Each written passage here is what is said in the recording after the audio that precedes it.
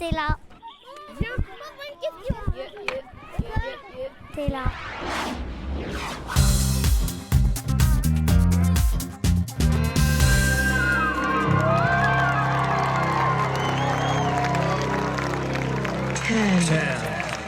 Nine, eight, seven, six, five, four, three, two, one.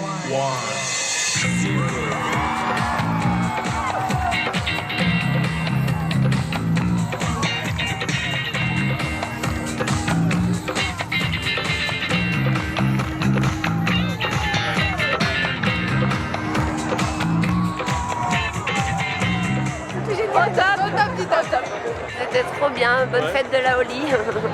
Bonjour Anolem, on vous aime. On est des Arméniens, on est Malardèche.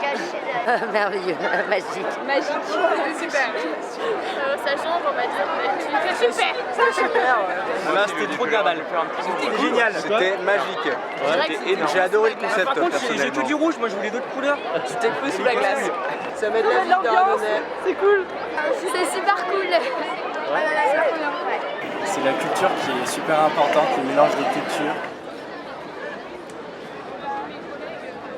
La préparation date d'il y a 2 ans, quand on a rencontré ce spectacle, puisqu'on travaille avec Artonic depuis quelques années, mais voilà, on a vu ce spectacle.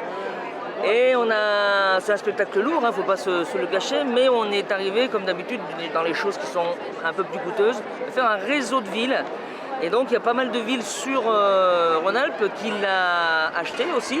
Et donc du coup on a une aide de la région pour faire ce type de projet. Ce spectacle est né, en tout cas l'idée en 2011. Déjà on réfléchissait à un grand déambulatoire avec la question sur l'autre, sur la peur de l'autre, de l'étranger, sur ces types de personnes qu'en général on n'aime pas trop avoir à côté de soi. Et trouver aussi un moyen en même temps, au contraire, d'être dans l'idée de fédérer, de l'amour, de la sympathie entre les individus. Et on a découvert cette fête, la Holi, qui est une fête en Inde importante qui a lieu au printemps. Et ça pouvait être effectivement un prétexte pour à la fois parler des différences et puis après finir sur une communion entre tous les publics. Aujourd'hui, 28 juin, c'est ça? On est dans un contexte particulier. Le jour, il y a quand même des trucs un peu sanglants, quoi. Et nous, on parle du rassemblement, du vivre ensemble. Donc oui, il y a un écho. Il y a une résonance par rapport à ça, quoi. C'est clair.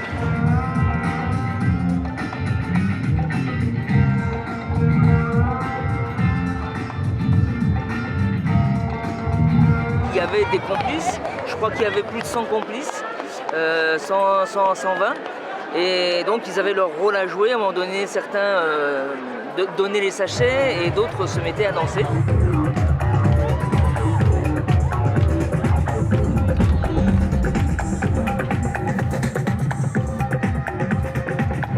On a essentiellement répété en cours, voilà. Louise a fait répéter les chorégraphies. On a des gens extérieurs qui sont venus aussi se greffer dans nos cours. On a intervenu en 3 temps, donc il y a eu une première réunion avec le metteur en scène qui est venu expliquer aux habitants d'ici tout ce qui allait se passer pour le spectacle. Ensuite, dans un deuxième temps, moi je suis intervenu avec les bénévoles danseurs pour leur apprendre les chorégraphies.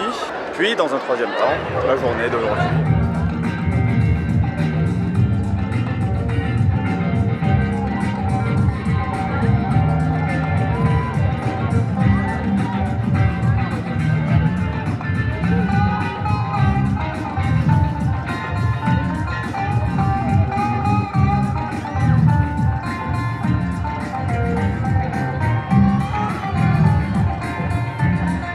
De se retrouver en proximité, d'aller chercher les gens là où ils sont, donc ça crée un lieu d'échange qui est vraiment particulier. Et après c'est un challenge aussi d'investir un lieu sur le béton, de pouvoir danser sans se faire mal et voilà, prendre cet espace de la rue, c'est aussi assez particulier. Il a fait très chaud, donc c'est bien, il a fait beau.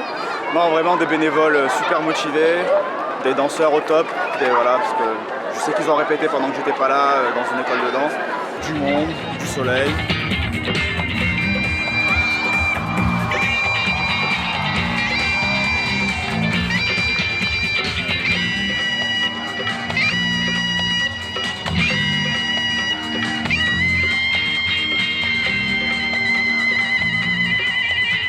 spectacle est très bien accueilli partout où on passe.